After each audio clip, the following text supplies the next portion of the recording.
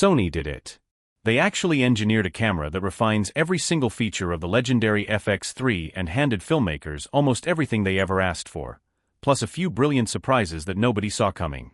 This is the Sony FX5, and honestly, I have not felt this genuinely thrilled about a camera launch since the A7S III dropped way back in 2020.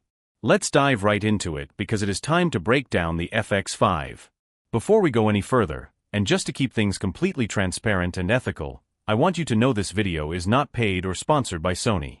They loaned me this camera so I can test it out and share my findings, and I am genuinely sad that I have to box it back up and return it. But you can bet I am pre-ordering my own unit the second I finish this project, because there are so many creative pieces I want to build with this system. At first glance, the FX5 does not look drastically different from the FX3. Sony's engineers shared that this choice was entirely intentional. Creators and documentary shooters genuinely love the compact form factor and lightweight footprint of the FX3, so why break what works? That being said, if you place them side by side, the body is subtly thicker, yet it remains remarkably light and balanced in the hand. The overall weight distribution feels extremely familiar if you are coming from older models. I also have to hold my hands up and admit I missed the mark on a few of my personal predictions. I was certain Sony would integrate the built-in electronic viewfinder from the FX2 directly into this body. Instead, they took a completely different path. There is no built-in EVF, but that does not mean the viewing experience stayed the same. In fact, it has evolved massively.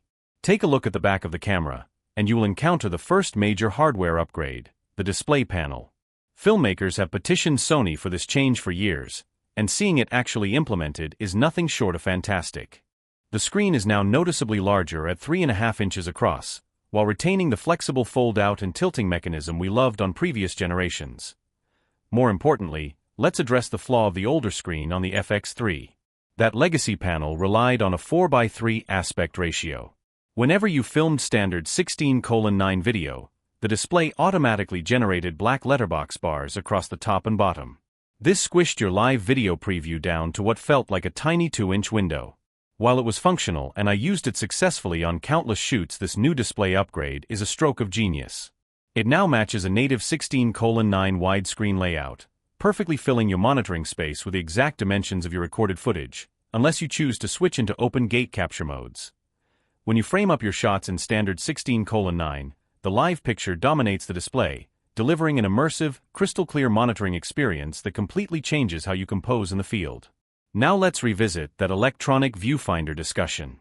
Since the FX5 omits a permanent built-in EVF, Sony listened closely to community feedback and opted for a modular approach. Rather than forcing a fixed finder onto everyone, they developed a dedicated detachable EVF unit that bolts directly onto the top plate. The installation is straightforward. You pop off the protective cover right in front of the hot shoe, slide the EVF module into place, and secure it with the integrated thumb screws. If your style of shooting requires an eye-level viewfinder, it is right there ready to go. If your workflow involves gimbal work or monitor-only setups, the EVF is sold separately, allowing you to bypass the purchase and save money if you do not need it. When attached, this EVF feels purpose-built for high-end cinema applications. It features a crisp 16:9 widescreen aspect ratio that mirrors the rear LCD panel, offering exceptional clarity and color reproduction. Naturally, this design choice introduces a small logistical puzzle. You might wonder what happens if you want to use the hot shoe for something else, like the professional XLR audio handle. This represents one of the few physical compromises of the system. Both the EVF and the XLR handle require access to the primary multi-interface hot shoe and utilize the same top plate mounting screw points. Fortunately, smart solutions are already emerging. Sony partnered with accessory manufacturers like Condor Blue to engineer an external EVF extension cable.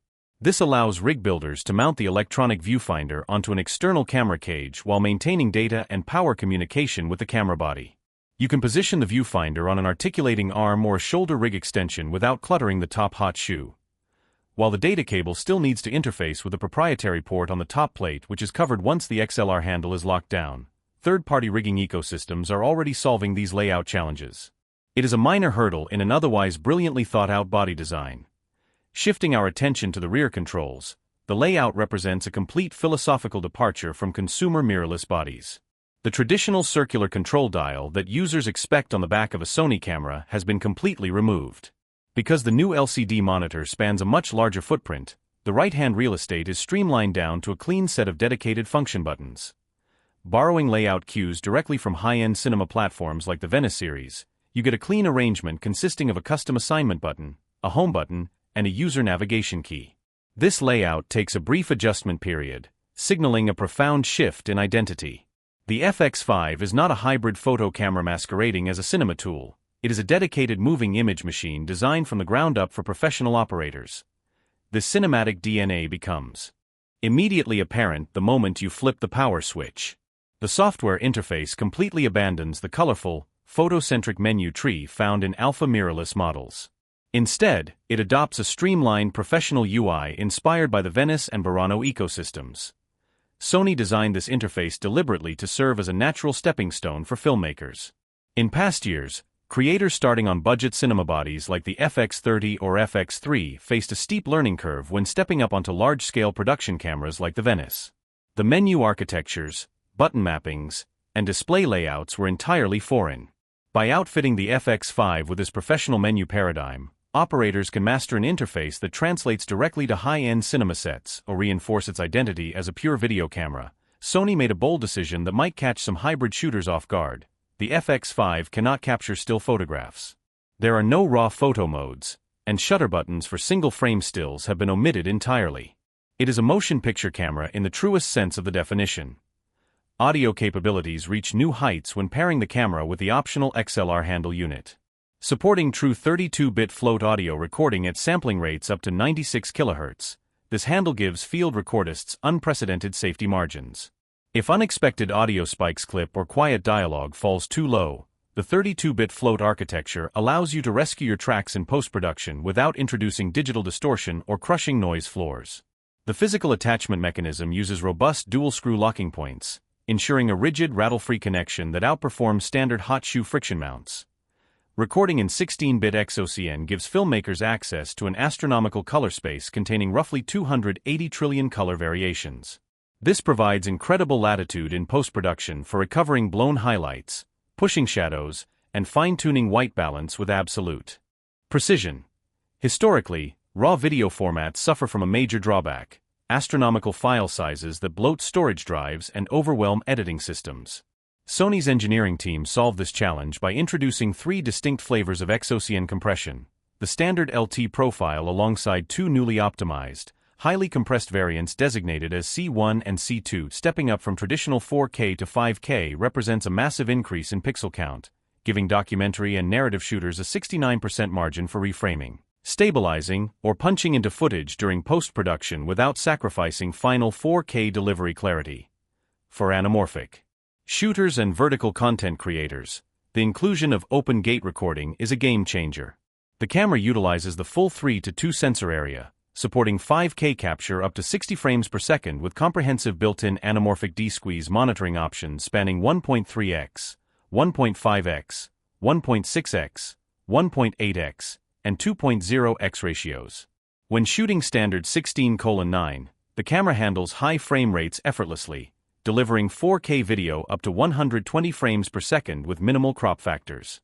Furthermore, Sony's public firmware roadmap points toward an even more staggering capability scheduled for release down the line, unlocking cropped 4K recording up to 240 frames per second for ultra-smooth super slow-motion workflows. Common fear among filmmakers considering higher resolution sensors is a compromise in low-light sensitivity. The FX3 built its legendary reputation on stellar dual-base ISOs at 812,800. The FX5 addresses this by maintaining those benchmarks while introducing a brand new intermediate base ISO at 4000. Is a powerful, reliable, and beautifully engineered camera that respects the workflow demands of modern creators. If you are looking to elevate your visual storytelling without strapping a heavy, cumbersome rig to your shoulder, the FX5 deserves a serious look. If you like the video, subscribe, share the video, and hit the bell icon.